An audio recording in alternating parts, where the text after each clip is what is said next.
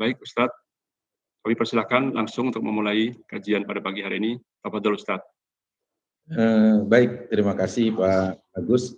Jazakallahu khairan katsira. Assalamualaikum warahmatullahi wabarakatuh. Alhamdulillah, wassalatu wassalamu ala Rasulillah wa ala alihi wa ashabihi wa mawalah. Wa la haula wa la quwwata illa billah. Ma ba'du wa ba'da tahiyyah. Syukur kita panjatkan kehadirat Allah semesta alam yang telah menghimpun kita pada kesempatan pagi ini di dalam majelis online. Ada miskomunikasi antara pengurus dengan pihak kami bahwa yang difahami dari kajian online adalah kami pun sebagai narasumbernya dari rumah seperti itu, karena memang sudah 1 bulan sepertinya kami tidak ke masjid yang dekat rumah kami. Demi untuk suksesi himbauan dari para ulama dan pemerintah agar kita mengurung diri dalam waktu corona ini. Salawat dan salam semoga Allah limpah curahkan kepada Nabi Muhammad SAW, keluarganya, sahabatnya, dan tentu umatnya yang mencoba untuk selalu istiqomah dalam mengamal sunnahnya. Hari ini kita akan sama-sama belajar yaitu satu tema yang disampaikan sudah dalam flyer, berbisnis dengan Allah Subhanahu wa taala. Kok sama Allah bisnis? Kok sama Allah berniaga? Kok sama Allah berdagang, ya? Kok sama Allah mencari keuntungan? Itulah kira-kira, karena yang terlintas di mindset seorang kalau bicara tentang bisnis, untung.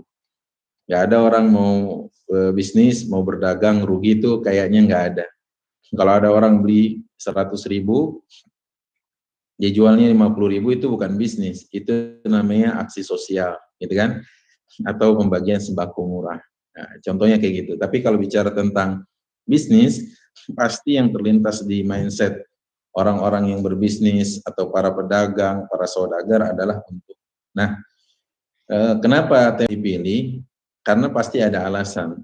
Ada alasan, dan diantara alasannya adalah Allah Subhanahu wa taala katakan di dalam Al-Qur'an di beberapa tempat, sebenarnya ada di surah 9 ayat 111, kemudian ada di surah 61 ayat 10, ada di surah 2, mudah-mudahan nggak kecepatan saya bilangnya, ada di surah kedua ayat ke-16, kata Allah Subhanahu wa taala tentang bisnis atau bertransaksi dengan Allah Subhanahu wa taala.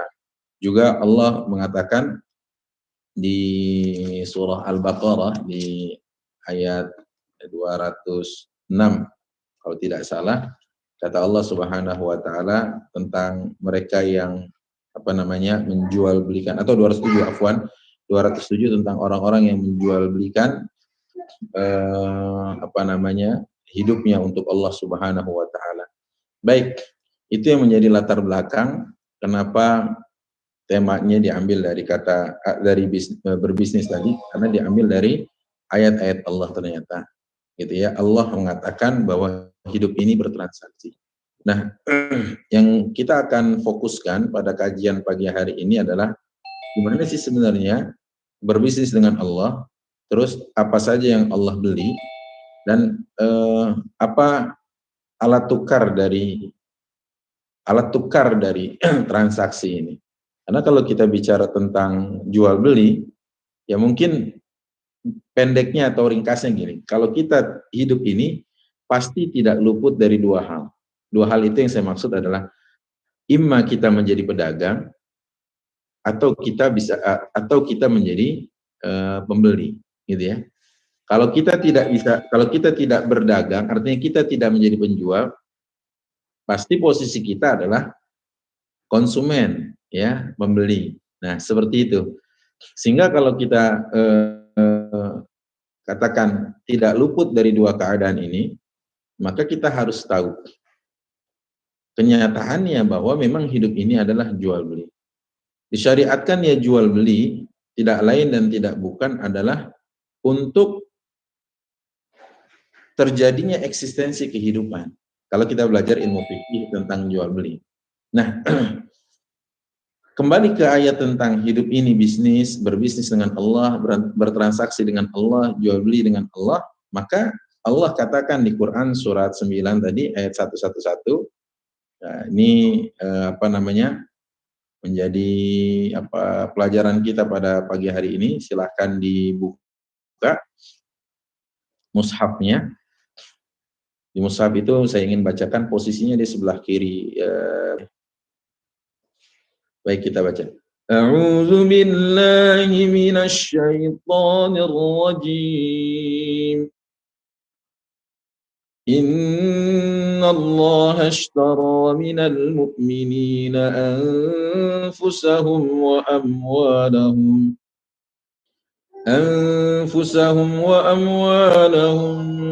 bi anna lahumul jannah yuqatiluna fi sabilillahi fayaqtuluna wa yuqtalun wa'dan 'alaihi haqqan fit tawrati wal injili wal qur'an wa man awfa bi 'ahdihi min Allah wastabshiru bi bai'ikum alladhi bay'atum wa dzalika huwal fawzul 'adzim.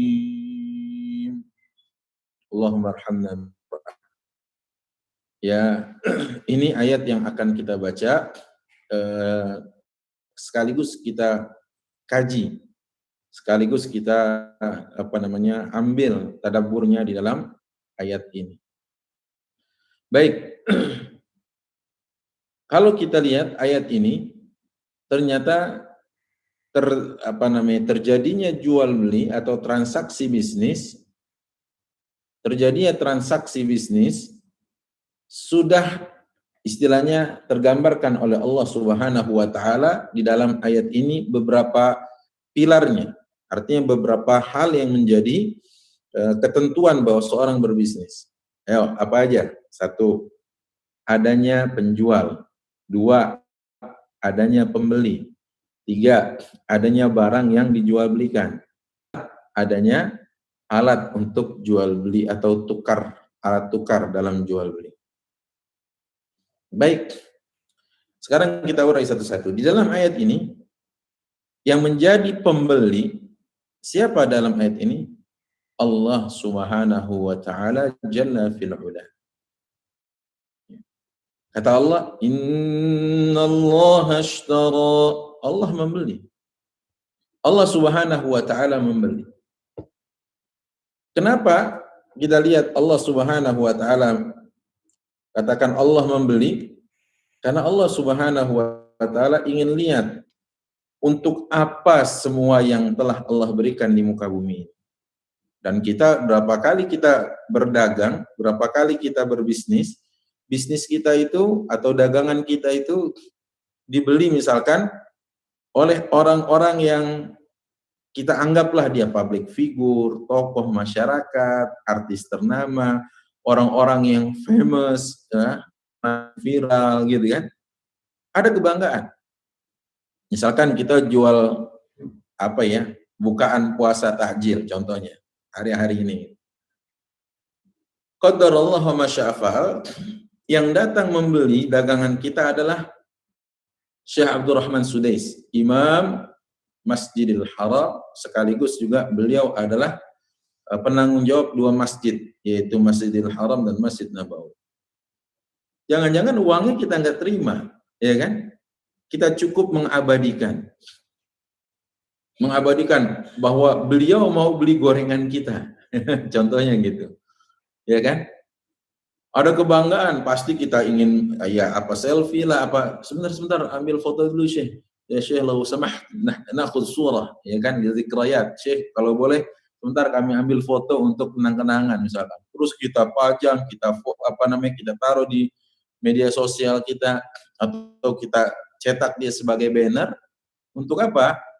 Untuk ya mungkin kenang-kenangan, sekaligus juga kita ingin katakan sekelas Syekh aja yang suaranya enak, didengar oleh jutaan kaum muslimin, nggak takut tuh suaranya rusak makan gorengan saya, contohnya gitu. Pertanyaan saya, ya, ada nggak orang sekarang, ya, ada nggak orang sekarang yang lebih famous, lebih terkenal, menandingi Allah Subhanahu wa Ta'ala? Banyak cara orang ingin dagangannya laku, mulai dari dia pasang artis, dia buka endorsement, ya kan, dan sebagainya itu. Allah Subhanahu wa Ta'ala pembelinya, nggak tanggung-tanggung. Allah yang mengatakan, Alhamdulillahi Rabbil Alamin. Segala puji bagi Allah, Rabb semesta alam. Allah Rabb semesta alam. Ya. Di langit terpuji, di bumi terpuji. Di dunia terpuji, di akhirat terpuji. Dahulu terpuji, kini dan akan datang terpuji. Wallahul Ahad. Dialah Allah yang Esa. Gitu kan? Nah, nggak tanggung-tanggung, yang beli Allah, bukan lagi artis. Saya pernah, ini di luar Ramadan ya, saya pernah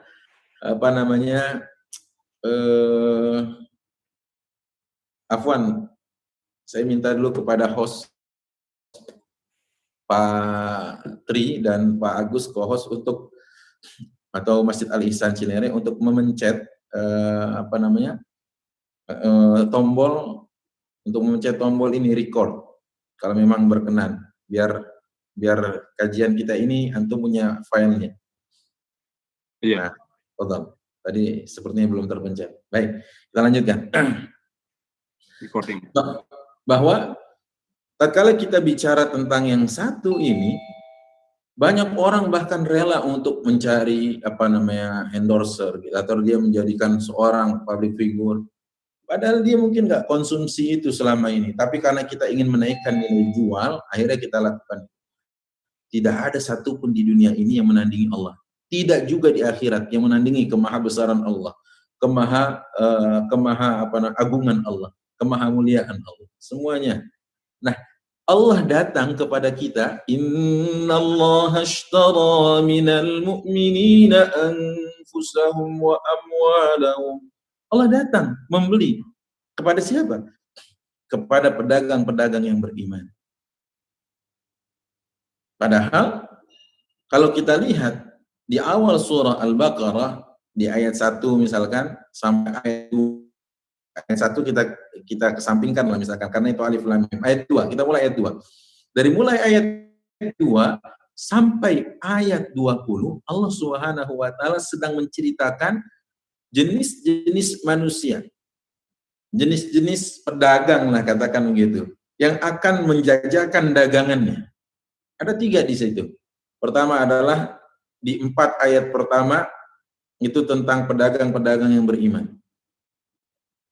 2 ayat berikutnya itu tentang pedagang-pedagang yang kafir. Kemudian 13 ayat selanjutnya adalah pedagang-pedagang yang munafik. Baik. Nah, setelah kita tahu ayat ini, ada 3 model manusia, 3 model pedagang dalam tanda kutip yang akan menjajakan dagangannya, tapi kenapa Allah hanya memilih yang beriman? Allah hanya mau membeli dari pedagang yang beriman. Innallaha ashtara minal mu'minina anfusahum wa amwalahum. Jelaskan? Orang yang beriman, itu kata Allah Jalla fi'ala.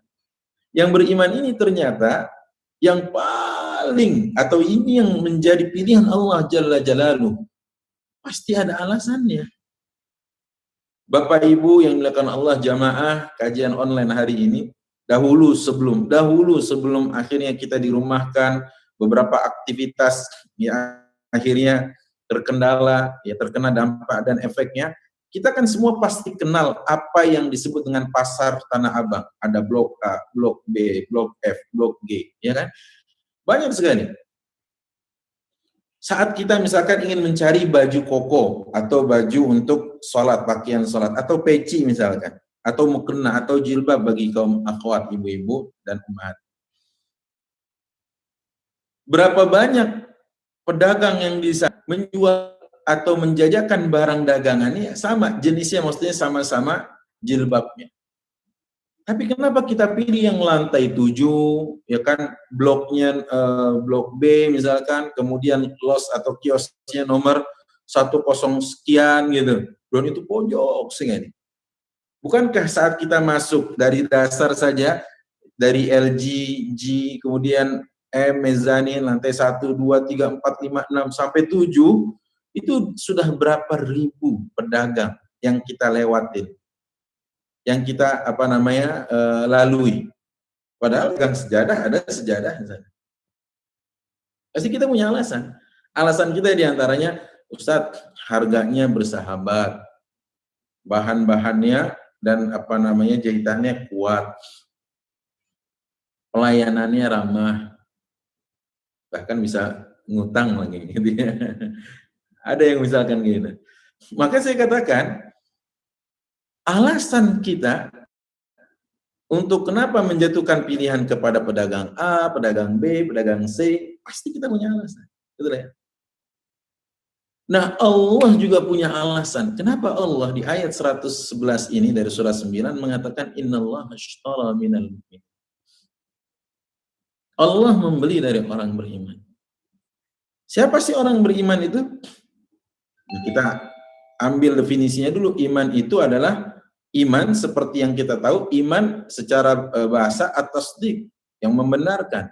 Namun secara istilah syar'i, iman itu adalah at-tasdiqu bil qalbi, diyakini oleh hati, al-i'tiqadu bil qalbi, diyakini oleh hati, wal iqraru bil lisan, diikrarkan oleh lisan, wal amalu bil arkan, dikerjakan oleh seluruh anggota tubuh, yazidu bit ta'ah, bertambah dengan ketaatan, wa yanqusu bil ma'siyah, berkurang dengan kemaksiatan. Jangan-jangan di antara kita pedagang yang beriman masih diseleksi lagi oleh Allah Subhanahu wa taala. Bukankah ibu-ibu nih paling sering kalau datang pergi ke pasar, datang pergi ke warung, samalah bapak-bapak juga, begitu memilih telur dipilihnya yang kira-kira mana yang terbaik. Begitu dia pilih dagangan atau yang akan dibelinya, dicarinya yang terbaik. Duren aja dicium semuanya, ya. Dari ujung sini di ujung sini diciumnya. Sampai nggak puas cium lagi sini, nggak tahu tertusuk duri misalkan. Nah, ini kita katakan, dan sah saja kita beralasan untuk memilah mana yang terbaik, memilih mana yang terbaik. Kita pantas untuk mengatakan ini yang terbaik misalkan. Nah, Allah pun demikian. Allah hanya ingin membeli dari pedagang yang beriman, dan di antara yang beriman ada lagi yang Allah Subhanahu wa taala seleksi. Coba yang di rumah bisa dicatat atau dibuka Al-Qur'annya, surat ke-35 ayat 32. Nah, 35, satu surat sebelum Yasin, ayatnya 32. Kata Allah Subhanahu wa taala, "Tsumma awrasnal kitaba alladziina astafainahu min ibadina." فَمِنْهُمْ ظَالِمٌ لِنَفْسِهِ وَمِنْهُمْ مُقْتَصِدٌ وَمِنْهُمْ سَابِقٌ بِالْخَيْرَاتِ. Jadi ada 3 jenis manusia yang beriman. Kata Allah, ada yang zalim terhadap dirinya, ada juga yang kemudian pertengahan, ada juga yang bersungguh-sungguh berlomba dalam kebaikan. Ini dia. Ada Ustaz, ada. Makanya kondisi orang-orang beriman itu maratib, mutafawitah. Artinya terjadi perbedaan satu dengan yang lainnya. Belum tentu sekarang yang bicara imannya lebih baik daripada pendengar. Gitu ya. Belum tentu yang membacakan ayat lebih mulia dari yang mendengarkan ayat. Karena al-iman mahalluha fil qalbi. Iman itu tempatnya di hati, bersemayam di hati. Pemilik hati Allah Jalla Jalaluh, beliau Allah Subhanahu wa taala satu-satu yang tahu kadar iman kita. Maka Allah ingatkan kita, fala tuzakku anfusakum, janganlah kalian merasa suci diri kalian, atau janganlah kalian merasa paling suci di antara kalian. Gitu ya. Nah, dari sini kita fahami, jamaah yang dilakukan Allah Subhanahu wa taala, ternyata Beruntunglah Bapak, Ibu, jamaah semuanya, kita semua yang mengaku beriman kepada Allah. Innalladzina qalu rabbuna Allah, yang mengatakan, kata Allah dalam Quran surat Fussilat ayat 31, sungguh yang mengatakan Rabb kami Allah, tsumma kemudian istiqamah. Tatanazzalu alaihimul malaikatu alla takhafu wa la tahzanu. Maka malaikat akan mengatakan, jangan takut, jangan bersedih. Wa abshiru bil jannati allati kuntum tu'adun. Bergembiralah dengan surga yang telah Allah peruntukkan bagi kalian. Nahnu awliya'ukum fil hayatid dunya wa fil akhirah. Kata para malaikat, kamilah bodyguard kalian, kami wali kalian, kami pelindung kalian, kami penolong kalian, kami yang akan membackup kalian. Di mana? Fil hayatid dunya, ini dan di akhirat. Insyaallah tabarakar rahman. Jamaah yang dimuliakan Allah. Jadi beruntunglah kalau kita mengaku Rabbuna Allah, Rabb kita Allah, berarti Allah sedang ingin bertransaksi dengan kita orang-orang yang beriman. Hanya saja nanti di antara orang beriman ini ada seperti yang saya sebutkan dalam Quran surat 35 ayat 32.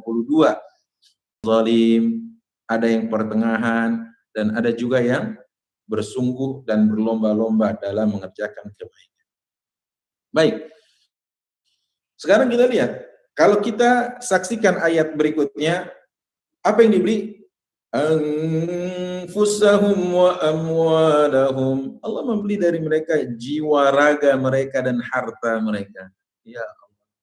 Pernahkah kita datang, jangan-jangan kita orangnya, ya jangan-jangan kita pedagangnya, atau kita pernah lihatlah ada tulisan toko serba ada namanya pusat perkulakan, ada lagi yang ngasih judul Palu Gada, apa lu perlu gua ada. Jadi one stop service katanya. Bahkan nyari ketumbar, jinten, nyari apalah, daun serai, daun salam, nyari daun jeruk, ada semua. Sekarang ada yang seperti itu. Ya Allah, ya kan? Pantesan warung-warung kecil kadang nggak laku, karena apa? Ada orang yang pengennya sekali jalan udah semuanya.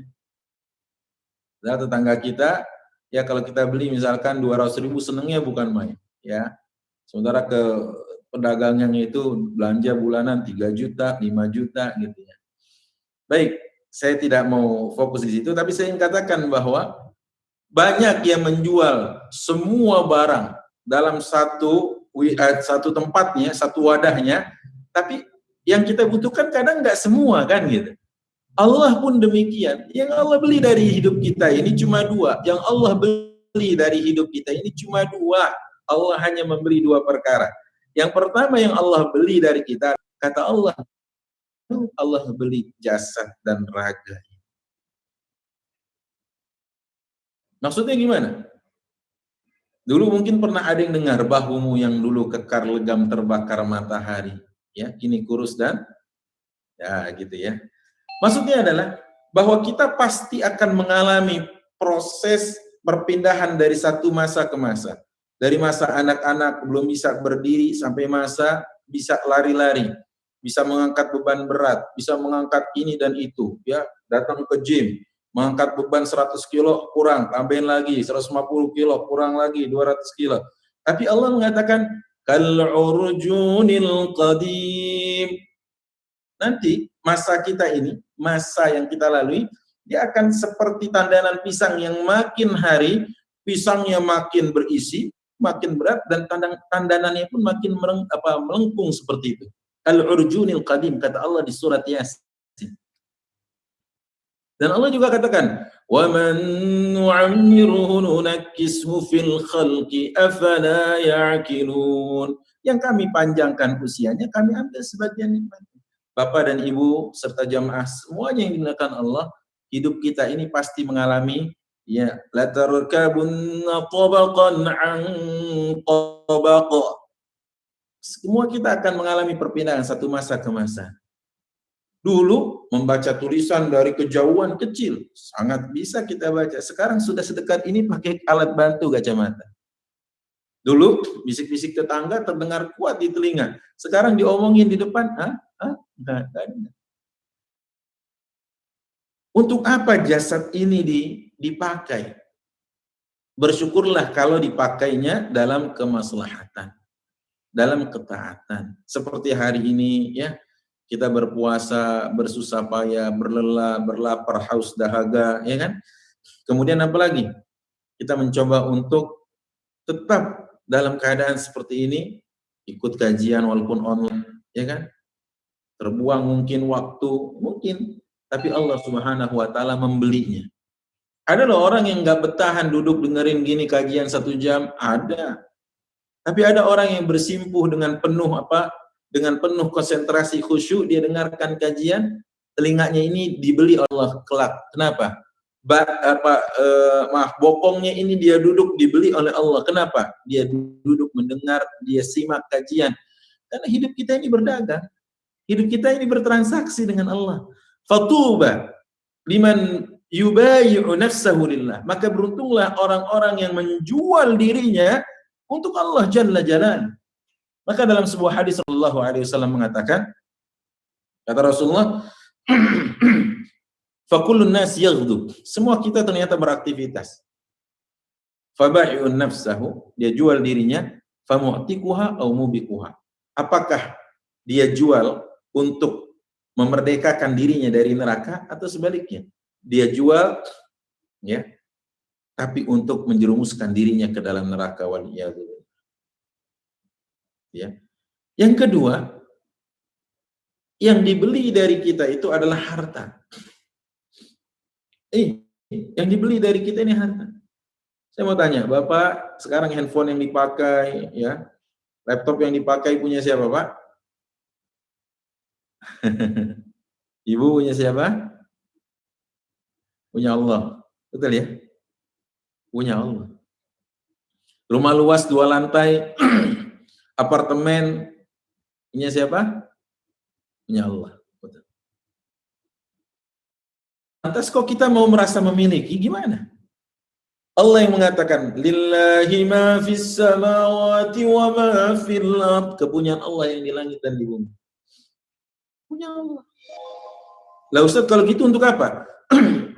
Allah ingin uji sejauh mana pemanfaatannya. Allah hanya memberikan hak guna pakai.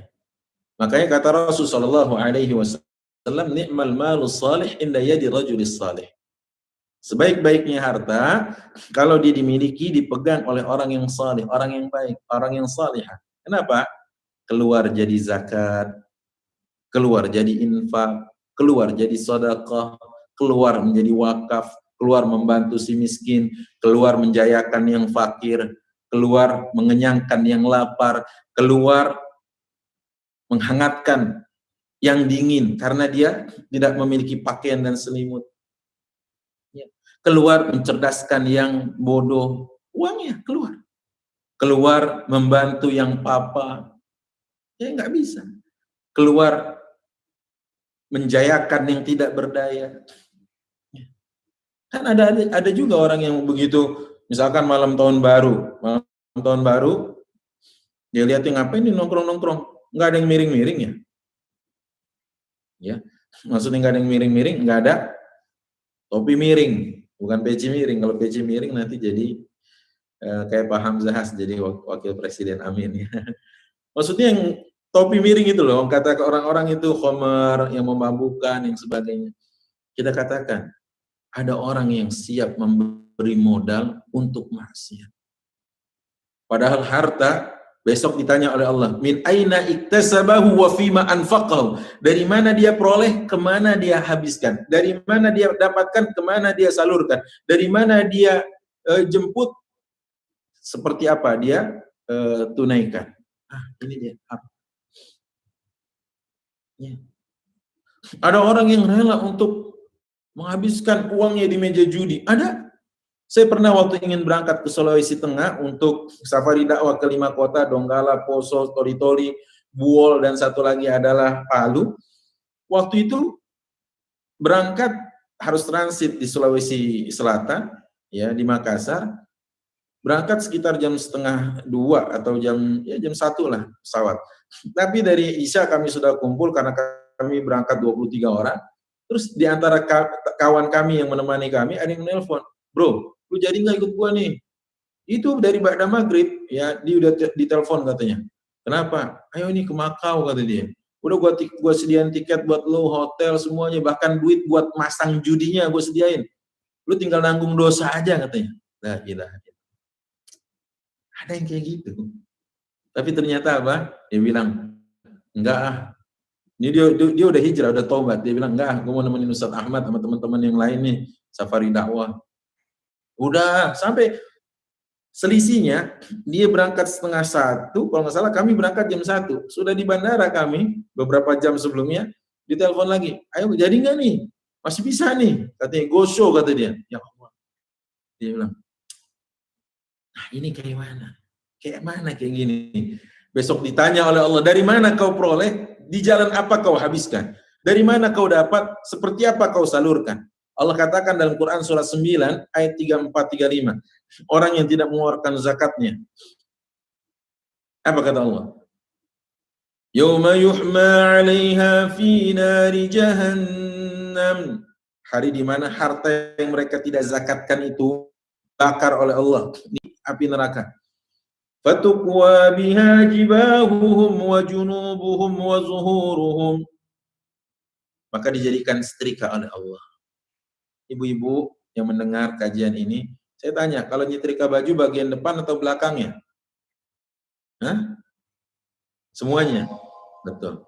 Depan, belakang, bahkan kiri kanan. Disetrika. Fatukwa biha jibahuhum wa junubuhum wa zuhuruhum. Kata Allah, Hada ma kanaztum li anfusikum dhuqu ma kuntum taknizun. Allah yang bilang, Allah yang katakan, nih sekarang rasakan nih apa yang kalian timbun, kalian tidak salurkan zakatnya, kalian tidak dermakan di jalan Allah, kalian tidak tolong yang lapar, kalian tidak membantu orang-orang yang sedang berjuang di garda terdepan. Itu kata Allah. Baik, kemudian apa yang menjadi alat tukarnya Ustaz? Misalkan, handphone ini ditukar dengan harga sekian juta, yes, mungkin sepadan dengan fitur yang ada di dalamnya, kecerdasan, kecanggihannya, smartnya, dan sebagainya, ya pantas. Buku ini, ya, dengan manfaat yang kita bisa dapat, misalkan harganya sekian ribu, tapi kalau buku ini satu dijual misalkan 2 juta, saya akan katakan dengan saya yang jualan, gitu ya. Karena tidak laisa lahul muqabil, karena tidak ada keselarasan. Artinya orang berani mengeluarkan uang sekian, berarti dia akan mendapatkan hal yang sama dari uang yang dia keluarkan, gitu. Air mineral botol yang kecil, yang 3 ribuan, ada yang jual di pesawat 10 ribu, 20 ribu, kita beli. Tapi kalau sudah segitu harganya dijual dengan harga 2 juta, kalau saya akan bilang dengan saya jualan. Yang ingin saya katakan adalah bagaimana nilai tukar atau alat tukar dengan apa yang kita dapat, barang yang kita peroleh itu umumnya sama nilainya. Sama. Tapi kalau sudah tidak sebanding, nah itu yang kita katakan, wah ini mah jual beli yang beda, yang aneh. Kita lihat tadi, padahal jiwa raga ini kalau kita lihat flashback ke belakang, tercipta kata Allah mimma immahin, dari air yang hina dina, yang mana apabila ditaruh dalam sebuah kemasan, ditaruh dalam kantong plastik, dibawa dia dijajakan di sebuah ruko di pasar. Sementara di sebelah air yang tadi dijual dijajakan itu ada orang yang menjual gorengan, ada yang menjual minuman, orang akan lebih memilih ini ketimbang air yang hina tadi. La ilaha illallah. Apa yang mau kita sombongkan? Betul ya? Dan Allah kok mau menjadikan alat tukarnya nggak tanggung-tanggung. Bukan dolar, bukan rial, bukan rupiah, bukan emas batangan, bukan. Allah katakan, bi'anna lahumul jannah, alat tukarnya surga. Masya Allah, tabarakar rahman. Berarti Allah sedang tidak main-main dalam transaksi. Allah ingin kita menjadi orang-orang yang bertransaksi atau pedagang-pedagang sukses. Kalau ada pernah berdagang rugi, maka kita katakan itu sudah menjadi ketentuan orang dagang. Betul ya? Tapi kalau seandainya ada berita, wah ini investasi baik, kan sekarang ada orang melihat gini, investasi bodong banyak di sana sini. Kita lihat dulu, adakah dia punya surat resmi ya dari lembaga negara yang memang membolehkan dia menjalankan atau mengoperasikan bisnis ini, ya kan? Itu yang menjadi kenyamanan kita sebagai mitranya. Yang Allah katakan tentang bisnis ini, Allah sebutkan di tiga kitab samawi, di 3 kitab yang Allah turunkan, di 3 nabi yang berbeda, di 3 zaman yang berbeda. Wa'dan 'alaihi haqqan fit Taurati wal Injil wal Qur'an. Itu sebuah janji yang benar dari Allah dalam 3 kitabnya, Taurat, Injil, dan Al-Quran. Ya, 3, Taurat, Injil, dan Quran. Siapa yang memenuhi janji Allah? Siapa yang bisa lebih memenuhi janjinya daripada Allah? Nggak ada. Waman awfa bi'ahdihi minallah. Nggak ada yang bisa lebih memenuhi janji. Ada orang investasi di awal dia di awal dia bagus, di awal dia mulus, lama-lama akhirnya mulai ada pengkhianatan banyak. Tidak satu kita dengar yang begitu. Tapi Allah, kalau Allah berniaga dengan kita, Allah tidak akan pernah berkhianat. Waman awfa bi'ahdihi minallah. Ya. Maka Allah Subhanahu wa taala katakan, barang siapa yang bisa memenuhi janjinya ini, maka mereka adalah orang-orang yang mendapatkan keuntungan yang sangat besar. Keuntungan yang berlipat, keuntungan yang sangat-sangat banyak. Ya. Wadzalikal fadlul azim. Itu keuntungan yang sangat-sangat besar dari Allah Jalla Jalaluh kepada mereka yang mau berdagang dan berbisnis dengan Allah. Nantikan kiatnya, insya Allah di lain kesempatan, bagaimana kiat sukses berbisnis dengan Allah Jalla Jalaluh. Sekarang saya kembali ke Pak Agus dan host yang lain untuk memandu kajian kita.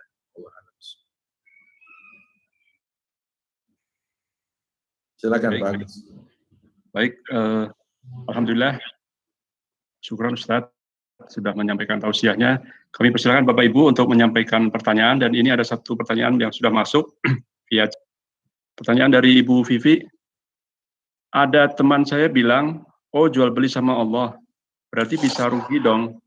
Bagaimana menjawab logika seperti itu, Ustaz? Bisa. Masya Allah Bu Vivi, bisa sekali. Tadi kan saya sebutkan ayatnya, Quran surat 2 ayat 16, posisi kanan paling bawah. Ya Bu Vivi, dicatat baik-baik. Ada orang-orang yang bisa rugi, bisa. Itu dia. Tadi, bukan logika saja. Ini ayat yang mengatakan. Kata Allah, ulaika alladzina ishtarau ad-dhalalata bil huda fama rabihat tijaratuhum. Sama sekali tidak beruntung perniagaan mereka. Dan Allah katakan wama kanu muhtadin, dan mereka nggak dapat hidayah. Ada yang untung, ada yang untung banyak, ya. Mana yang banyak? Untung apa buntung? Banyak yang buntung, ya. Banyak yang rugi. Kenapa? Ya karena dia tidak memenuhi kriteria sebagai pebisnis sukses, ya kan.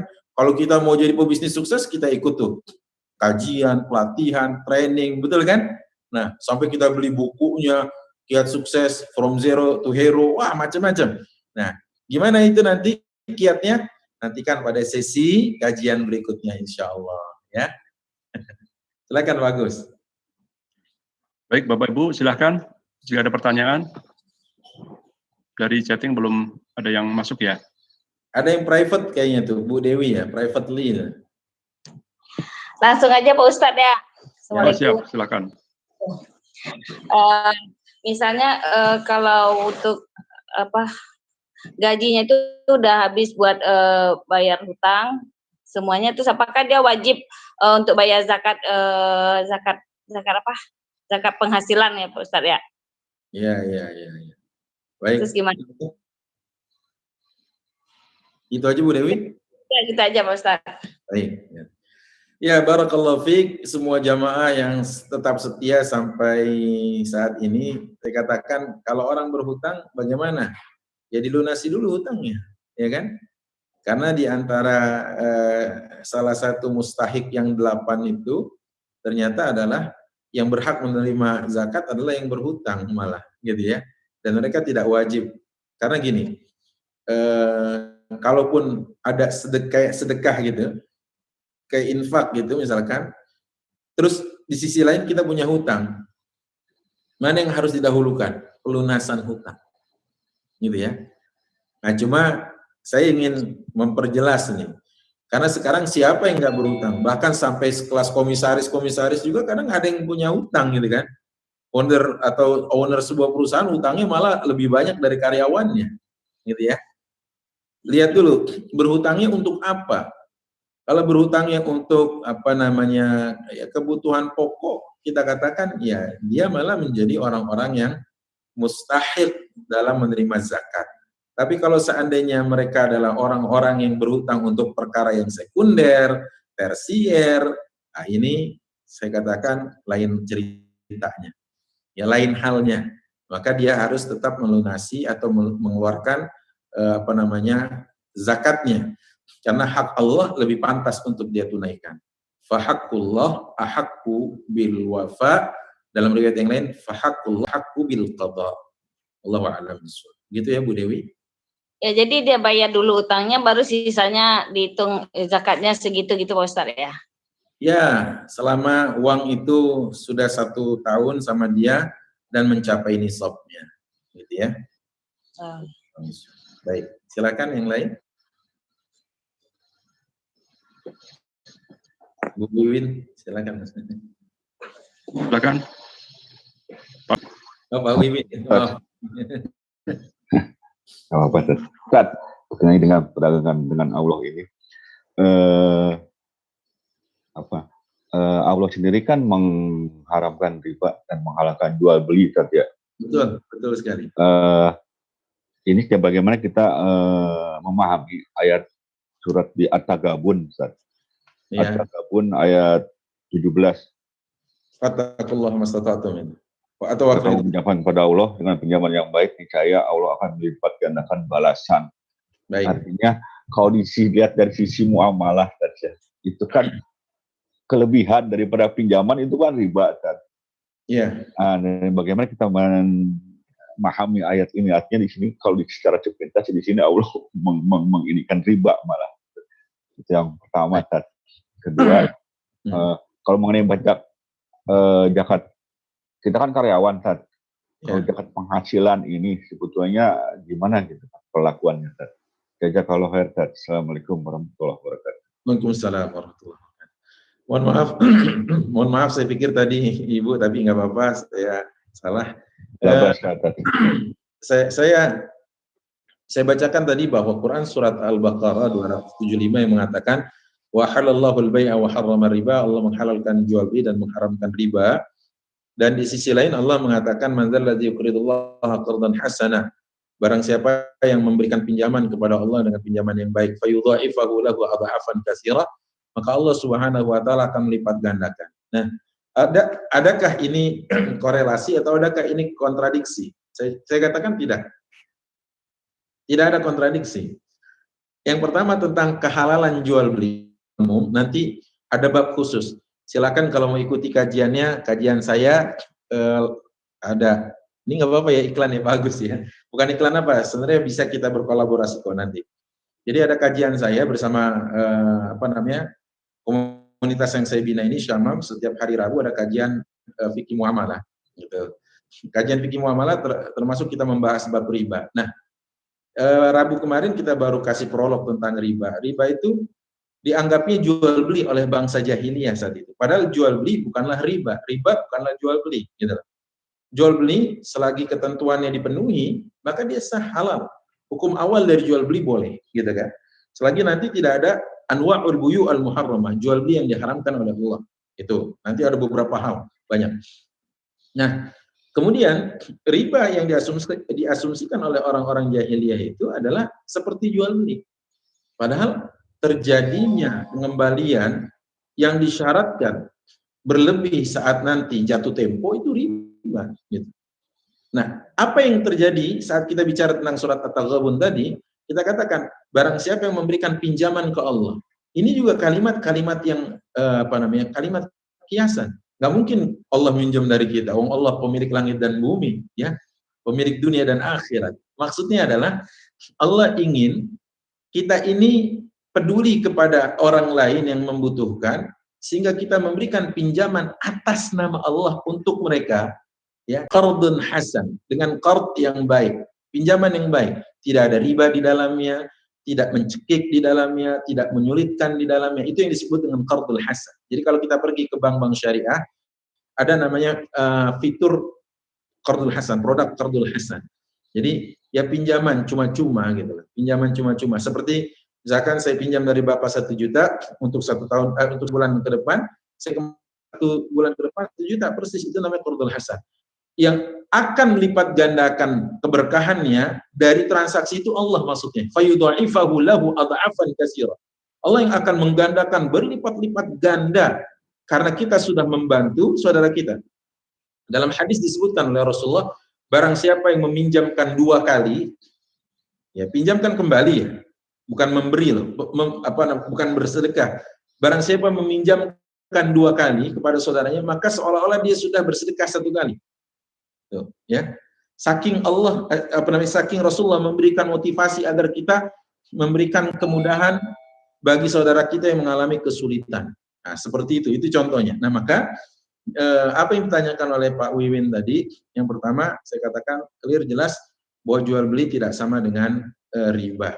Dan apa yang dikatakan dalam surat At-Taghabun, bahkan di Al-Baqarah itu sendiri juga ada, bahwa barang siapa yang meminjamkan kepada Allah, ya, dengan pinjaman yang baik, Allah akan melipat gandakan.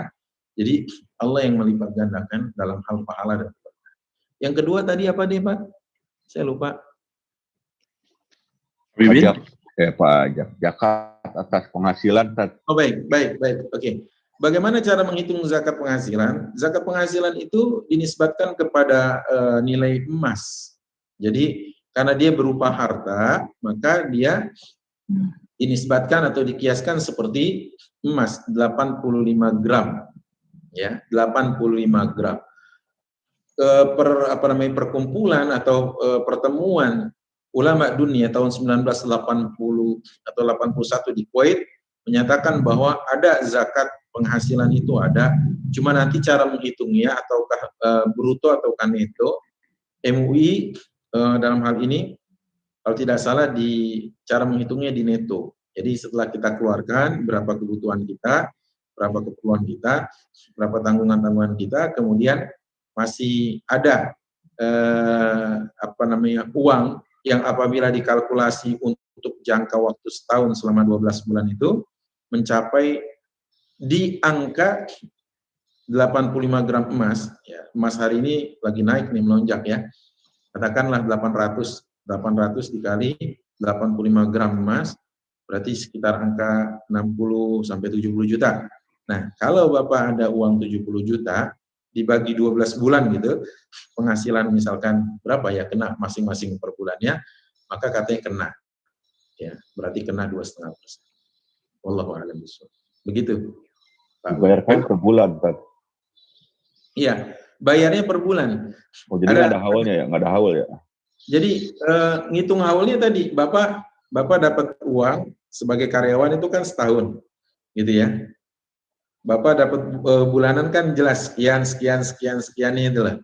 Nah nanti selama 1 tahun itu kebutuhan kan kelihatan nih, ya bukan yang sifatnya mendadak sakit, bukan, adalah rumah tangga, air, listrik, billing, telepon, kemudian bensin berapa. Nah ini kan sudah neto berarti, ya kan, bukan bruto. Nanti sudah neto itu berarti jika misalkan Bapak berpenghasilan 30 juta per bulan, dengan rata-rata per bulan 15 juta kebutuhan, contoh misalkan, atau 20 juta, berarti Bapak ada 10 juta. 10 juta dikali 12 bulan, berarti kenanya di angka 120 juta. Nah, 120 juta ini kalau kita lihat harga emas hari ini, 85 gram, berarti sudah kena wajib zakat. Bisa dikeluarkan dengan cara per bulan. Dalam kitab Nawaziluz Zakah, itu disertasi doktoral yang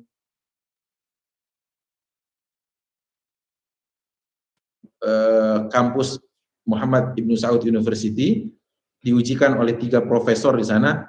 Di dalam kitab itu ada tulisan tentang bagaimana cara mengeluarkan zakat yang tadi secara bulanan. Setelah dia keluarkan netonya tadi, kebutuhannya, hasilnya neto, kemudian jika dikalikan menjadi 12 bulan, maka dia di angka tadi yang saya sebutkan, di angka wajib zakat, maka dia tahun maupun dikeluarkannya dengan cara per bulan. Kalau sudah setahun, Ustaz, setiap bulannya dikeluarkan, kena lagi enggak?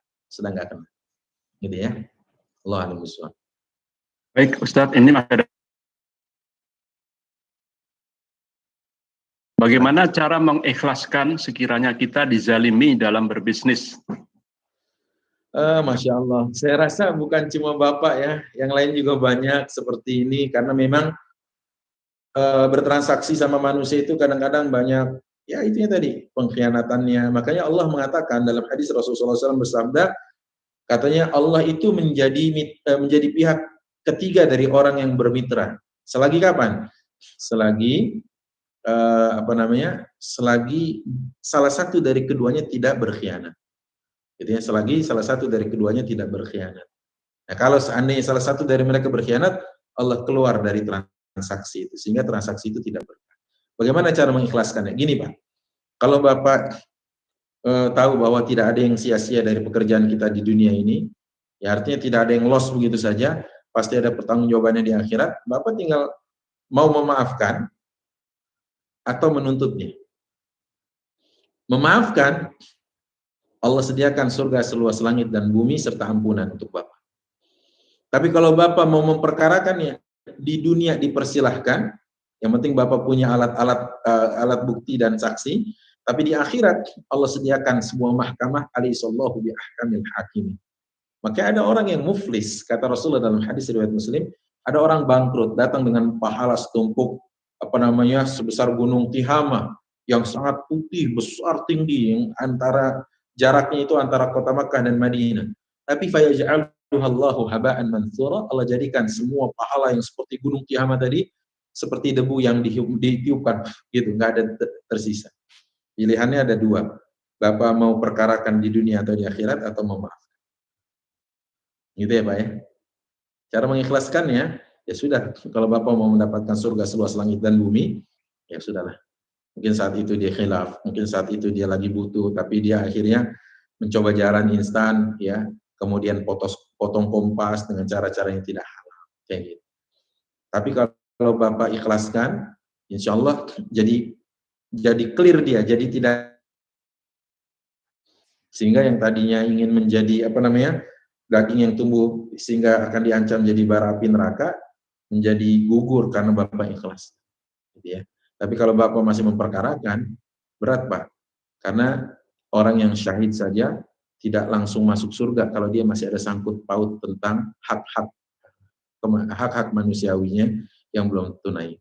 Allahu a'lam. Baik, silakan yang lain. Baik, pertanyaan kedua Ustadz dari Bapak Suaib Abdus Salam. Ibadah dengan mempertimbangkan sesuatu yang menguntungkan, ada yang mengartikan ibadahnya seorang pedagang, tidak murni karena Allah. Mohon penjelasan dari Ustadz. Barakallahu fiik. Baik, ibadah mempertimbangkan sesuatu yang menguntungkan. Maksudnya apa? Kalau maksudnya menguntungkan kita di dunia dan di akhirat, ya memang perintah Allah kok. Allah katakan tadi di ayat-ayat yang saya sebutkan. Quran surat 9111, Quran surat 2 ayat 16, Quran surat 2 ayat 207, Quran surat 61 ayat 10, ya kan? Bahkan Allah katakan, hal adullukum ala tijaratin tunjikum min adzabin alim. Maukah kalian aku tunjukkan satu perniagaan yang menyelamatkan kalian dari api neraka, azab yang pedih. Ini kan menguntungkan bagi kita. Cuma mindset menguntungkan ini apa? Harus diterjemahkan dengan definisi yang benar, gitu ya. Tapi kalau maksudnya hanya mengejar posisi duniawi, rugi. Menurut saya rugi. Ya, karena mendingan kita orientasikan akhirat, dunia ikut. Tapi kalau cuma dunia, kadang akhirat enggak, gitu ya. Allah yang memerintahkan kita, bahkan Allah yang mengabarkan, hal adullukum, kata Allah, Allah yang menawarkan, maukah kalian aku tunjukkan satu perniagaan, perdagangan, bisnis, jual beli, tunjikum min azabin alim, yang menyelamatkan kalian dari azab yang pedih. Gitu ya. Barakallahu fikum. Insyaallah begitu. Baik, Ustaz, ada pertanyaan yang berikutnya adalah bagaimana tipsnya untuk seorang broker menjual dengan riba dari Pak Fahrat. Silakan. Baik, ini apa ya, dilema. Tapi sebenarnya broker itu hukumnya boleh menjadi broker, simsar. Dalam bab fikih itu disebutnya simsar. Pedagang yang istilahnya apa? Yang membantu pedagang mempertemukan pembeli. Yang jelas dia sah, maksudnya sah itu dia resmi diberitahu, ditunjuk oleh pihak pedagang, gitu contohnya. Atau dia menjadi perwakilan penjual pembeli, boleh kok. Bahkan Rasulullah memuji antumut tujar. Disebutnya 3 kali oleh Rasulullah. Kalian itu seperti pedagang beneran, kata Rasulullah. Cuma kan banyak hal sekarang kejadiannya adalah ya dia brokerin tanpa ada persetujuan penjual. Nah, ini nauzubillah, nggak boleh. Itu nggak boleh. Karena nanti kalau terjadi sesuatu, maka klaim yang diajukan oleh pembeli kemana? Itu ya. Si pedagang kan bilang, enggak, saya nggak suruh dia kok, gitu. Nah, ini akan menjadi presiden buruk. Nah, kemudian bagaimana cara menjauhi riba? Gampang sebenarnya, gitu lah. Sekarang alhamdulillah sudah banyak bank syariah yang membantu juga proses misalkan KPR, ada banyak. Sudah ada yang membantu proses kredit kendaraan, ada. Dan saya mengisi di kajian di bank-bank syariah itu. Jadi bisa sekarang kita bisa selamat pelan-pelan dari riba. Dan mudah-mudahan ini menjadi menjadi kabar gembira buat kita yang ingin coba lari dari praktik riba. Baik, mungkin kalau ada 2 penanya lagi. Baik Ustadz, ini sudah tidak ada lagi yang masuk pertanyaannya. Silakan Bapak Ibu, jika ada pertanyaan lagi. Ada satu lagi tuh Pak Agus, yang di bawah pertanyaannya di chat. Oh, barusan masuk ya. Saya penjual pulsa dan loket pembayaran. Bila ditagihan konsumen tertera jumlahnya 123. Ini pertanyaannya belum selesai ya? Oh, lalu saya tarik harga ke konsumen. Bila ditagihkan ke konsumen tertera jumlahnya Rp123.670. Lalu saya tarik ke harga konsumen 124.000. Pertanyaannya Pak, silakan diketik lagi, dilanjut. Apakah halal? Ya, kemungkinan seperti itu. Belum selesai pertanyaan ini. Bagaimana, apakah halal? Ya, baik, betul. Sudah kita bisa tebak ya. Baik. Ya, sebenarnya Bapak minta dihalalkan atau Ibu minta dihalalkan. Karena memang koma itu malah kalau dikali banyak jadi banyak dia. Makanya misalkan kami nih membuka donasi misalkan. Silakan yang ingin ikut serta dalam dakwah pengadaan alat-alat broadcasting. Kami sering bilang itu dalam kajian sore kami jam 4, karena setiap sore kami lakukan selama sepekan.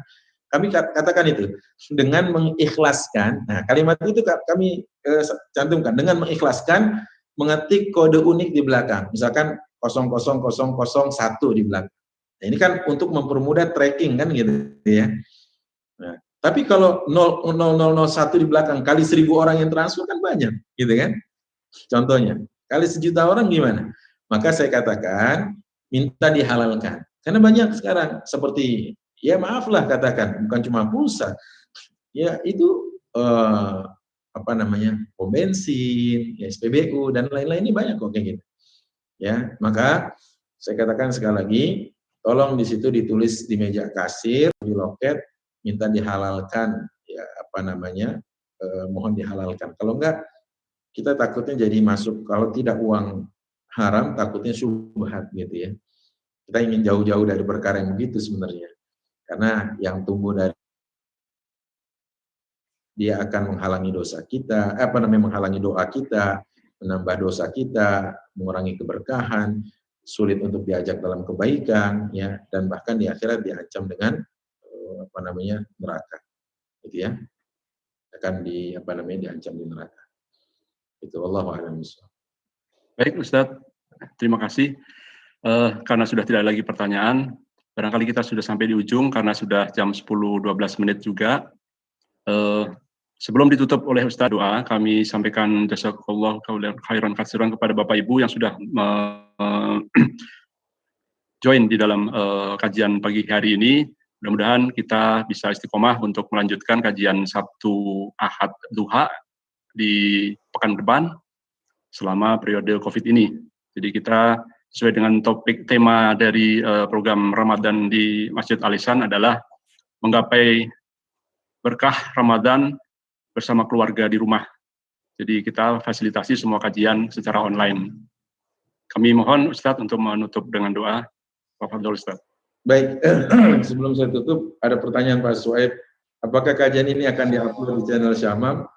Ya mungkin saja, tapi saya minta link recordnya ke Pak Agus kalau diizinkan. Gitu ya. Baik, itu sudah dijawab malah, akan diupload di Ihsan Geraha. Baik, Ali Ihsan.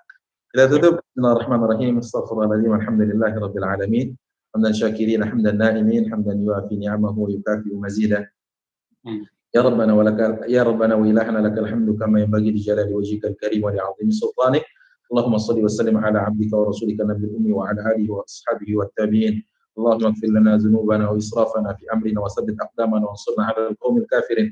Allahumma rabbana zalamna anfusana wa illam taghfir lana wa tarhamna lanakunanna minal khasirin. Allahumma anta Allah al-ahadus samad alladzi lam yalid wa lam yulad wa lam yakul lahu kufuwan ahad. Allahumma la tada' lana fi maqamina hadha dhanban illa ghafarta wa la hamman illa farajta wa la daynan illa qadayta wa la maridan illa shafita wa la imtihanan illa najjahta wa la aiban illa satarta wa la dhalan illa hadaita wa la faqiran illa aghnayta wa la mu'siran illa yassarta wa la hajata min hawaij dunya wal akhirah illa qadaytaha ya arhamar rahimin. Allahumma shfi mardana, Allahumma shfi mardana, Allahumma shfi mardana. Allahumma adfa' 'anna al-waba' wal bala' wal ghala' wal zalazila ma dhara minha wa ma batan.